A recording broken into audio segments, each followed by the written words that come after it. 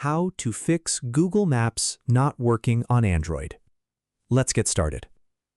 If Google Maps isn't working properly on your Android phone, don't worry.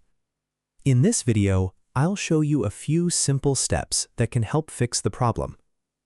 First, close the Google Maps app. Now open the Settings app on your phone.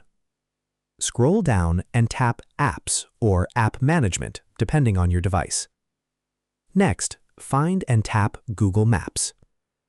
Now tap Storage. First, tap Clear Cache. Then tap Clear Data or Clear Storage and confirm your choice. This will refresh the app and remove any temporary files that may be causing the issue. Now go back and tap Permissions. Make sure Google Maps has all the permissions it needs, especially location. You can also allow camera if you use features like Live View. After that, close Settings and open Google Maps again. Check if the app is working properly now. If the problem still isn't fixed, make sure Google Maps is updated to the latest version from the Google Play Store and restart your phone before trying again.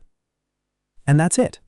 If you found this video helpful, don't forget to like the video, subscribe, and press the bell icon for more quick tech tutorials.